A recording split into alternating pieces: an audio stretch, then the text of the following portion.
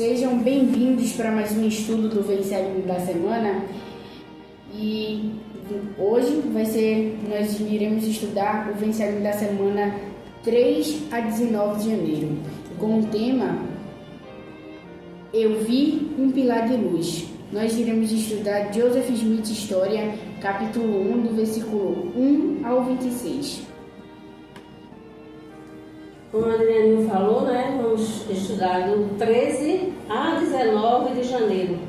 Vi um pilar de luz. Nossa, isso aí faz com que a gente volte atrás, a época que a gente bateu, pelo menos eu lembro nessa aula. Desculpe, porque eu lembro muitas coisas boas que aconteceram comigo nessa época. E conhecer o Evangelho de Jesus Cristo foi uma coisa muito especial para mim. E conhecer a história de Joseph, saber que o Senhor ainda fala com o profeta atualmente. É uma bênção do Senhor. E nós sabemos que a história dele é que eles tinham se mudado para a cidade de Nova York, e quando ele chegou lá, a família toda viu que estava aquele alvoroço de religião, Cada um dizia que sua religião era verdadeira, uma só escritura eles interpretavam de maneiras diferentes. E José, ele era um homem que estudava a escritura junto com os pais. Era uma rotina deles, E eles tinham uma religião, eles já tinham se filiado a outras religiões e se definiram em uma religião. Eles continuaram com essa mesma religião, mas José sabia que aquela igreja também não era verdadeira. E quando ele leu em Tiago 1,5, Se alguém tem falta de sabedoria, peça a Deus. E essa passagem tocou muito profundamente o coração de José. A história a gente conhece, que ele foi lá no Bosque orar. Quando chegou lá para perguntar ao Senhor, com muita fé, um rapaz de 14 anos, preparado, escolhido pelo Senhor, desde a vida pré-mortal. Ele foi escolhido pelo Senhor para ser o profeta da restauração. E nós sabemos disso, nós que estamos aqui. Acredito que muitos de vocês que vão ver esse vídeo também sabem da história e tem um testemunho. E para quem não sabe, estamos convidando vocês a pesquisar a respeito, se alguém que não é da igreja, a pesquisar sobre isso e orar ao Senhor. Nós estamos testemunhando porque a gente tem conhecimento através de missionários, de amigos, missionários foram e deram palestra na nossa casa, ensinaram, e a gente perguntou ao Senhor, porque a gente só sabe se perguntar ao Senhor, assim como eu. E ele foi lá, em meio a tribulações, com as dúvidas que ele tinha, perguntar ao Senhor. E foi muito importante esse momento, porque testemunhamos que o Senhor, ele conversa conosco, ele responde nossas orações. E ele perguntou ao Senhor, ele foi muito perturbado na hora, porque o inimigo sabia que a igreja ia ser restaurada, que tudo aquilo que aconteceu, que tinha ido apostasia, tinha se acabado, parado de funcionar. Não é que não existia mais Deus, não é que existia Jesus Cristo, não é que não existia mais sacerdócio, mas é porque o povo tirou que tinha autoridade, para fazer isso, que Jesus Cristo deu aos apóstolos. O sacerdócio, restaurou toda a igreja, todas as coisas da igreja, deixou toda prontinha aqui, mas o que fizeram? Mataram os apóstolos, mataram a liderança e acabou. A igreja parou um pouco, mas o Senhor, o Senhor sabia que um dia ia ser restaurado, e tinha um rapaz de 14 anos, um jovem preparado para isso. Já tinha vindo preparado lá na vida pré-mortal, E preparado para vir restaurar. Então não foi um acaso que aconteceu. José, eu vou lá, eu vou orar, eu vou ser o profeta da restauração. Ele foi escolhido pelo Senhor, nós sabemos disso. E ele orou e perguntou, foi quando apareceu Deus e Jesus Cristo respondeu a ele. Naquele momento, podemos ver, daquele momento, há 200 anos atrás, até agora, nós sabemos que nós podemos perguntar ao Senhor, tudo que perguntarmos a Ele, Ele vai responder. Basta nós termos fé, e ele teve fé. E Deus Jesus Cristo disse para ele não se filiar a nenhuma das igrejas, que nenhuma delas estava de acordo com o que ele deixou aqui na terra, e que ele aguardasse. Que no caso, nas próximas aulas, a gente vai falar sobre esse personagem, né, que foi Moroni, que apareceu a ele e começou dando as orientações para restaurar a igreja aqui na terra. Então, eu sou muito grata por essa oportunidade. E eu sei que isso é verdadeiro, que o Senhor realmente chamou Josué como profeta restaurador. E assim como os missionários foram na minha casa, eu perguntei ao Senhor se era verdade ou não. Eles passaram um filme sobre a primeira visão, né? O acontecimento de Josué. E na história de Josué, no final ele diz assim: isso ficou na minha mente, e na hora que o missionário foram e deram as palestras para mim, eu fui dormir e não esqueci essa parte que eles leram para mim.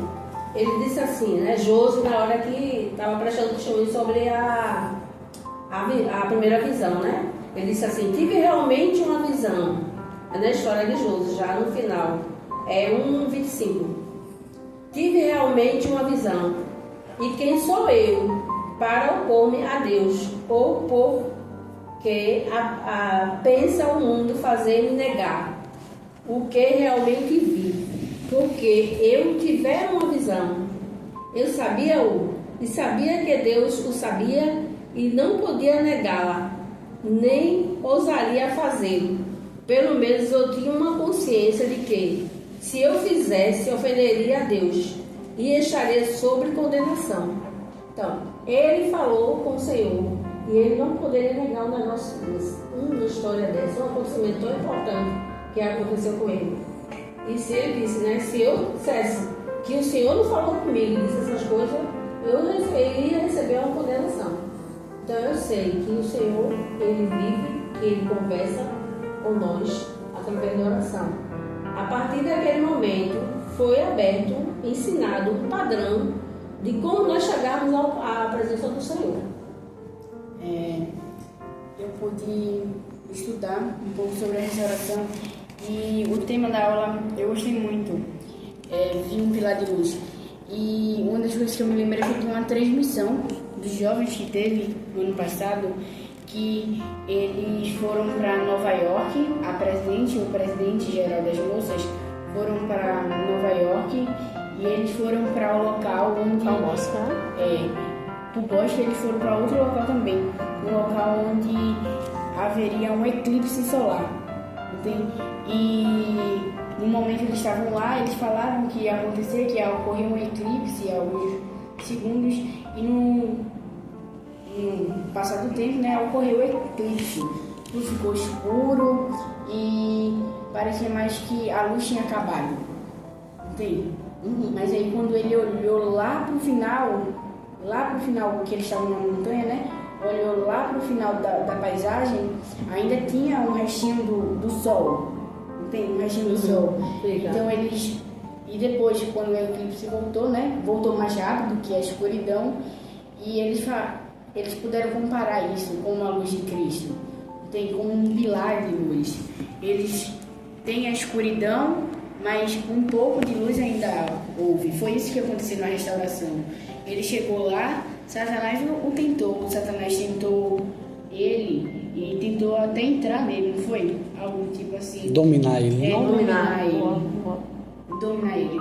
E o restinho de luz que ainda tinha fez com que ele visse esse pilar de luz. Ele visse o puro amor de Cristo, ele visse Jesus Cristo e o Pai Celestial, podendo responder as respostas da oração dele. E essa parte dele aí, que ele quase dominado totalmente, né, por uma força, ele fala que já estava quase na última resistência dele, resistiu com todas as forças. Aí quando ele viu aquela luzinha no final do túnel, aí ele conseguiu superar, né? É isso também que muitas vezes tem em nossa vida, né? Às vezes a gente tem um obstáculo na nossa vida que a gente pensa que não vai conseguir superar ele, que é a coisa maior do mundo e tal. E aí quando a gente está lá no finalzinho perdendo as forças, é tipo o Senhor dá a mão a você, então ó, agora vem, vou te ajudar, tu já fez de tudo que tu poderia fazer, agora eu vou te ajudar. Mas antes, ele esperou que ele pudesse fazer tudo até ele perder as forças, para poder ele mostrar o poder dele. Ele define esse momento que ele disse que foi uma densa escuridão formou-se ao meu redor. Uma densa escuridão formou-se ao redor dele. Então, naquele momento, foi um momento muito desafiador. O inimigo ele tentou fazer com que, em algum momento, ele perdesse a fé ali. Mas até a descrição do capítulo 1, no versículo 15 até, ele diz assim: uma densa escuridão formou-se ao meu redor e pareceu-me por um momento que eu estava condenado a uma destruição súbita. Mas usando todas as forças para clamar a Deus que me livrasse do poder desse inimigo que me subjugara no momento exato em que eu estava prestes a sucumbir ao desespero e a abandonar-me à destruição, não a uma ruína imaginária, mas ao poder de algum ser real do mundo invisível, que possuía uma força tão assombrosa como eu jamais sentira em qualquer ser. Exatamente nesse momento de grande alarme, vi um pilar de luz acima de minha cabeça, mais brilhante que o sol, que descia gradualmente sobre mim. Assim que apareceu, senti-me livre do inimigo que me sujeitava. Quando a luz pousou sobre mim, vi dois personagens, cujo esplendor e glória desafiam qualquer descrição, pairando no ar acima de mim. Um deles falou-me, chamando-me pelo nome, e disse, apontando para o outro: este é meu filho amado, ouve-o. Essa descrição da primeira visão, há mais ou menos 20 anos atrás, trouxe um impacto para a minha vida, né? Quando as missionárias me ensinavam, e eu, ao mesmo tempo, eu estava lendo o livro de Mórmon, e eu pude sentir, né, que esse momento, essa visão, essa experiência espiritual que o profeta Jesus teve, esse chamado de profeta daquele menino, que realmente era real, que aquilo poderia mudar toda uma humanidade, e isso foi o que aconteceu, não é? Então, essa experiência espiritual, de você ter uma dúvida sobre algo, de você não saber o que fazer, isso estava acontecendo com Jesus Felipe. Por causa daquelas expressões, as diversidades de igrejas que existiam, a doutrina confusa, uma igreja batiza assim, a outra batiza de outra forma. Então existia uma confusão espiritual muito grande. Não existia uma doutrina clara, não existia a maneira correta, existiam diversas maneiras. E a gente sabe muito bem que isso se deu devido ao período de grande apostasia, onde as igrejas existiam uma verdade e essa verdade, melhor dizendo, foi despedaçada em vários pedacinhos. Então, uma ensinava de uma forma ou de outra, né? E isso, a restauração do Evangelho, ela se deu a partir do momento quando esse menino profeta, o Senhor disse a ele que não existia nenhuma igreja naquele momento que tinha todos os ensinamentos corretos, mas que ele estava sendo chamado como um profeta de Deus. Aquele véu de escuridão ele foi dissipado, e aí os céus estavam se comunicando novamente, né? Onde a gente pode, através da oração, em especial de joelho, que ele descreve aqui com muita clareza, que ele estava de joelho, né? Às vezes eu digo, vamos orar de joelho. Não quero não, vamos orar de joelho, porque isso é um padrão do Senhor estabelecido. E a gente pode ver que a comunicação entre Deus e os homens, ela voltou a acontecer, não é? E com clareza. Então a gente hoje sabe que as perguntas e as dúvidas para a nossa vida, ela pode ser muitas vezes solucionada com esse padrão aqui que o profeta nos ensinou, de como orar ao Senhor, de como pedir a ajuda do Senhor. E o profeta fala no momento que ele disse que clamou ao Senhor. E engraçado que essa parte da escuridão existe nas nossas vidas. Quantas vezes nas nossas vidas nós estamos na escuridão de saber algo, não é? Para resolver nossa vida pessoal, trazendo para a nossa vida perspectiva de vida, né? Quantas vezes na vida da gente a gente está querendo saber uma resposta do Senhor e nos encontramos na escuridão, às vezes porque nós não estamos orando, lendo escritura, não estamos indo ao templo. Tudo isso faz com que nós ficamos na escuridão. A escuridão é isso. E aí ficamos com falta de fé. E aí não temos tem a oportunidade da gente chegar ao Senhor, mas nos impede, porque o que o inimigo quer é fazer com que nós não oramos. Que nós desviar a atenção. Desviar a atenção, não oramos na escritura, não vai ao templo. Porque aí quando ele vê que a gente está fazendo, ele vê que ele está perdendo, e que ele só está ganhando, querendo ganhar almas. Ele né? se incomoda, né, Graça? Ele se incomoda, para ele. Então muitas vezes nós estamos nessa escuridão dele e temos que orar. Se a gente não tiver vontade de orar, é que devemos orar. Se não tivermos vontade de ir ao templo, é que nós devemos ir ao templo. Não tem, vamos de ônibus, de todo jeito, mas vamos. Vamos, jeito. Então, essa preparação para essa etapa, Graça, da chegada ao momento da revelação, da visão, da primeira visão, houve essas experiências que ele teve, né? Então, o papel do estudo das Escrituras na busca da revelação foi fundamental. Quando ele foi lá ler Tiago 5. O que fazer quando enfrentar a oposição? Ele clamou a Deus, quando ele sentiu que a oposição estava sobre ele, né? Ele clamou ao Senhor. Aceitar e agir de acordo com as respostas que recebe. Então, esse é um padrão para a nossa vida. A gente está com tantas inquietações. O profeta estava naquele momento em relação à questão religiosa, mas para a nossa vida, né, como Graça tem sempre falado aí, esse padrão da gente orar, da gente ler as Escrituras, da gente agir, da gente ouvir o sussurro do Espírito Santo, é um padrão para a nossa vida. E aí tem muita gente que se questiona, né? Por que eu vou orar se Deus sabe do que eu preciso? Por que eu vou estar orando? E aí ele explica um pouquinho lá, né? Que quando a gente ora, a gente recebe o Espírito. E quando a gente recebe o Espírito, a gente recebe revelações. Aí para que a gente possa orar e buscar respostas, a gente precisa ler as Escrituras, né? Então quando a gente lê, a gente vai achar a nossa resposta. Então é um passo a passo bem simples, que para muita gente acha que não devo orar porque Deus sabe o que eu preciso. Não preciso orar. E aí deixa de ter revelação.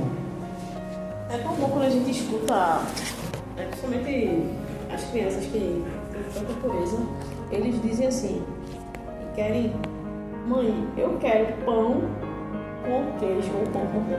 Eles não enrolam, não dizem diretamente o que querem. A mãe sabe o que ele quer, né? Mas eu quero ouvir. E o Senhor é da mesma forma. O Senhor quer que a gente fale. Ele quer que ouvir os seus filhos. Não que o Senhor não saiba o que a gente está passando, mas é importante que a gente fale, não é? Então, a irmã Graça falando sobre os acontecimentos, né? De você parar de orar, parar de ler as Escrituras, veio meio um pensamento sobre que Satanás ele quer que você não veja a luz que está no final do túnel. Né? Tem até um discurso, né? Os 3Ds que fala sobre isso, né? Que é o desvio, a distração e o desânimo. Ele desvia a sua atenção para você ficar distraído, e aí você fica distraído e não tem revelação, não consegue orar, fica desanimado e acaba que você acaba duvidando de algumas coisas. E quando Satanás ele faz isso com uma pessoa, ele faz isso para tentar derrubar uma pessoa, porque ela vê a capacidade que a pessoa tem, né? Todos nós temos um potencial divino que o Pai Celestial ele deixou a gente obter. E quando Satanás ele tenta distrair a gente para tentar dominar a gente pode ter uma luz no final do túnel, a qual algumas vezes nós não nos enxergamos, porque algumas vezes nós não cumprimos com o nosso dever de fazer alguma coisa, o nosso agir, né? E quando Joseph Smith ele usou toda a sua força e ele pôde ver um pilar de luz, e lá tinha o Pai Celestial e o Salvador Jesus Cristo junto, nós hoje também podemos ter um pilar de luz assim, mas hoje nós podemos dar todas as nossas forças e voltar a ler as Escrituras, voltar a orar e ter um testemunho de Jesus Cristo. Nós podemos nos ter um pilar de luz ao termos uma revelação, como Joseph Smith teve, ou quando nós buscamos ter um testemunho. Eu vou ao templo para buscar um testemunho. Nós podemos ter praticamente um pilar de luz, né? Todos nós podemos ter um pilar de luz em nossas vidas.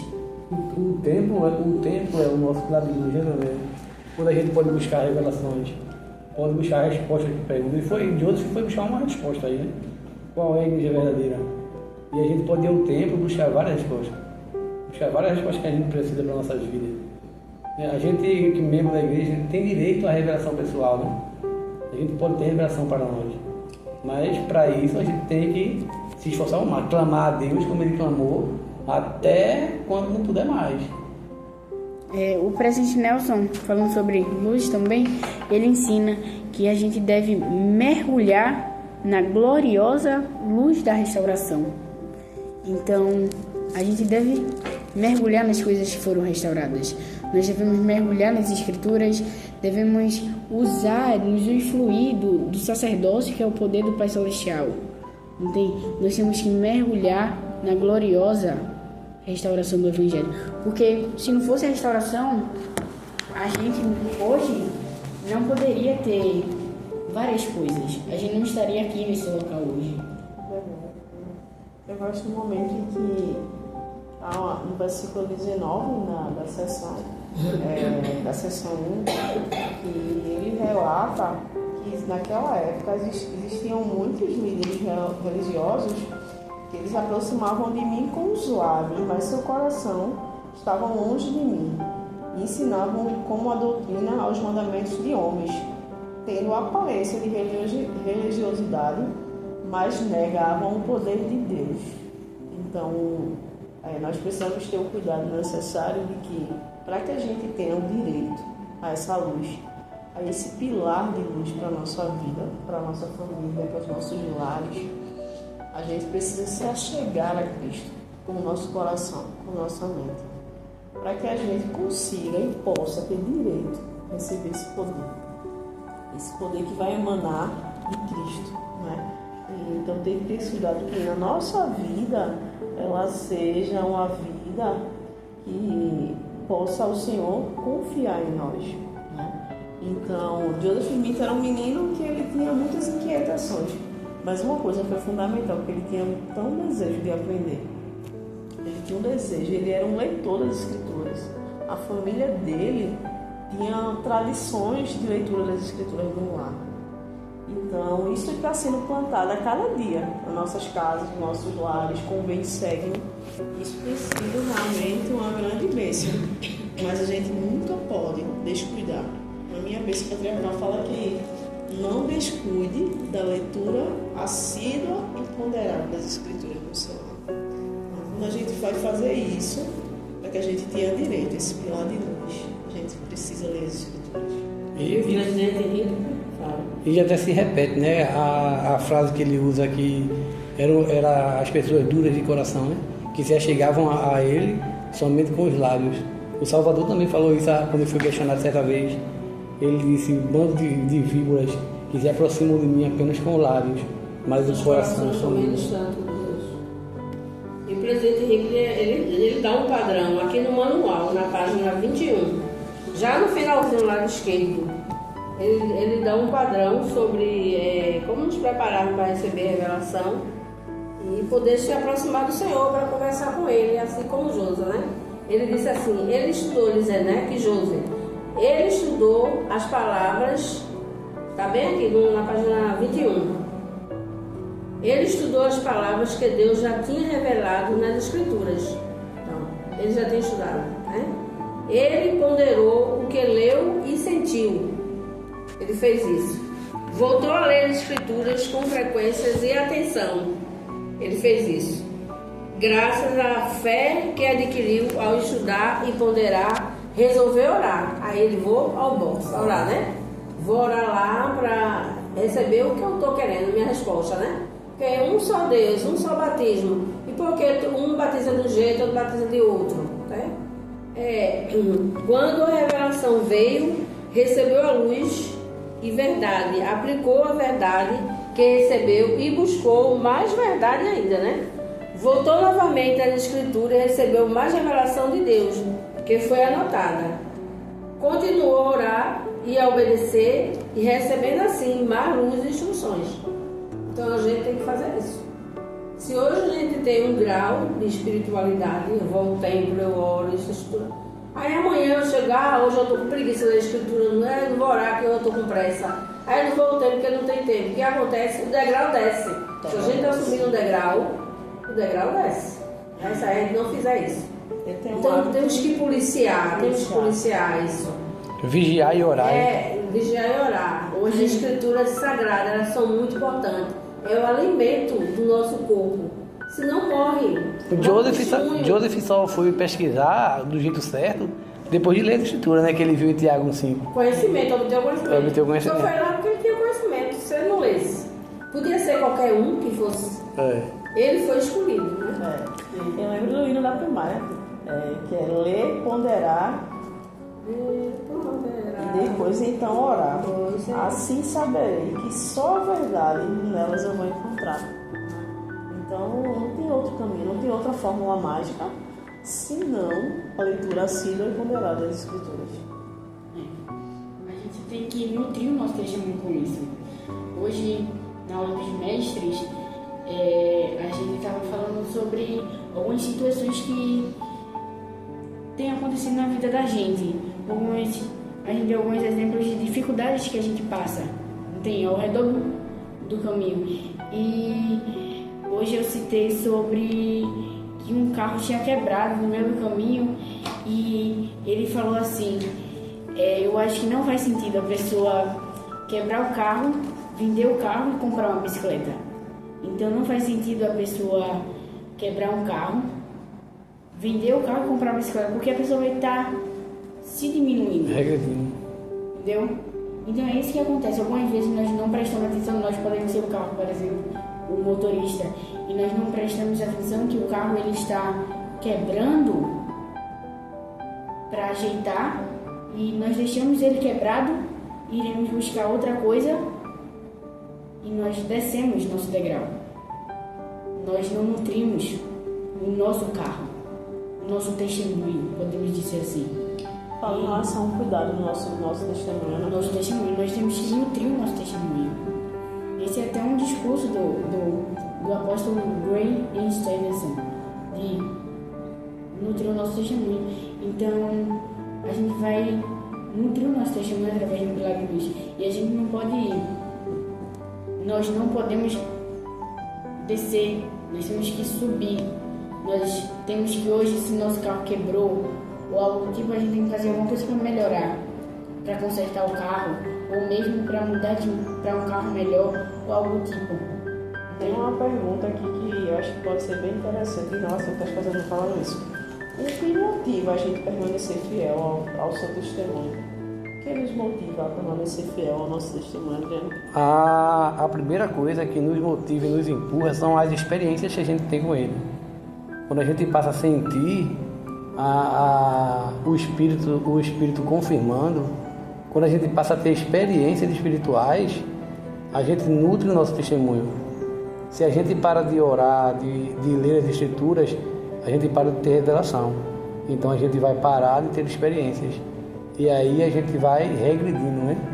A gente vai regredir. E aí vai começar a ter dúvidas do Evangelho, vai ter dúvidas das coisas, porque não teve experiência e não conseguiu fortalecer um relacionamento com Deus, para que a pessoa possa ter o seu testemunho mais fortalecido e aí possa ajudar outras pessoas e se tornar um verdadeiro discípulo do Salvador, né? A resposta à revelação, à visão, é o aparecimento de Deus, o Pai e seu Filho Jesus Cristo. E a partir daquele momento, o profeta ele passou a ter um relacionamento com Deus e com seu Filho Jesus Cristo. Talvez comigo e com você a gente não tenha essa experiência como essa, né? Mas a gente pode estar em comunhão com Deus da mesma forma. A gente pode ter uma vida onde a gente pode ter esses momentos espirituais, seja no nosso quarto, na nossa casa, né? Na sala, ou com a nossa família, ou individualmente. Então, o nosso bosque sagrado é a gente que vai ter que buscar. Então, o profeta Jesus Smith, ele teve essa experiência maravilhosa, que mudou toda a geração, que trouxe respostas para aquela dúvida que existia, qual igreja seguir. E hoje a gente tem a Igreja de Jesus Cristo, dos Santos dos Últimos Dias, restaurada, com apóstolos, profetas e evangelistas, da mesma forma como a Igreja de Cristo daquela época. Mas o bosque sagrado de cada um é a gente que vai ter que buscar, para que nós permaneçamos fiéis ao Evangelho de Jesus Cristo, servindo e vivendo a maneira do Senhor durante toda a nossa vida. Com a morte do profeta Joseph Smith, a igreja ela não deixou de existir. Então, o nosso testemunho está sendo nutrido hoje. Ela está sendo revigorada, alimentado cada vez mais. Mas é algo muito pessoal, é algo que precisa buscar continuamente. Né? Eu normalmente essa semana tive de plantão durante 3 noites, essa semana. E a gente lê as escrituras via chamada de vídeo para as crianças. Mesmo eu estando de plantão. Meus colegas de trabalho eles já sabem, né? Eita, André, tem um momento de oração, né? Com o teu marido e as crianças, né? Até eles dizem, é um momento, vou para a oração com as crianças antes de dormir. Então, é uma disciplina, é algo que parece fácil, não, mas é algo que é necessário. A família de João tinha essa rotina, né? De estudar e de orar. E isso fez diferença para formar seu caráter de quem era o menino Joseph de 14 anos. Eu sou muito grata ao Senhor por ter a oportunidade de aprender com aquele jovem profeta, como ele nos ensinou, como aquelas inquietações e aquelas dúvidas trouxeram verdades para a nossa vida. Saber que Deus nos ouve, que o Salvador está disposto a nos ouvir. Né? E isso é uma bênção que podemos levar para a nossa vida pessoal e familiar. E outra coisa, né? Quando ele começou a relatar do que aconteceu, da visão, aqueles homens sabiam, né? Que ficaram com medo porque ele era como se fosse um concorrente deles, né? E disse mesmo assim que não queria acreditar nele porque achava como ele era um homem pobre. Ele era para eles, né? Que ali tinha doutores, né? Para eles, José era um Zé Ninguém. Era um jovem, né, de 14 anos. Um jovem que não tinha nada, era um Zé Ninguém, que achava que ele estava fazendo aquilo para ganhar dinheiro, como eles estavam fazendo. Questões financeiras. Questões financeiras, como ele era pobre, né? Mas ele não era um Zé Ninguém, era um Zé que tinha muito rico em espiritualidade, que o Senhor preparou, e eles não sabiam disso, porque eles não tinham revelações, né? E com relação às revelações, nós continuamos, não vai cessar mais. O Senhor prometeu que a igreja dele não vai mais entrar em apostasia. Daqui até ele chegar, a pisada é essa, né? Vamos continuar tendo revelação. E o profeta nunca mais vai desaparecer da terra. O presidente Nelson hoje é o presidente atual. Eu sei realmente que ele é o presidente atual. Ele recebe a revelação diretamente, fala com o Senhor, diretamente e transmite para nós. Nós recebemos a revelação para nós mesmos, mas ele para o mundo todo. Ele não é o profeta só da igreja, ele é o profeta do mundo todo, né? Do universo, vamos dizer assim, do universo. Então, hoje para encerrar, eu presto meu testemunho para vocês que a restauração do Evangelho foi uma verdadeira luz na minha vida. E para encerrar, hoje eu espero que você se inscreva no canal e dê o like lá. Totalmente. Clica no sininho, né? Clica no sininho. Viu? Então, é esse o nosso estudo do Vencerem dessa semana. Espero que você tenha aprendido mais ou obteve alguma resposta. Comenta também aí, né? E comenta. Comenta. Em nome de Jesus Cristo. Amém. Amém. Amém.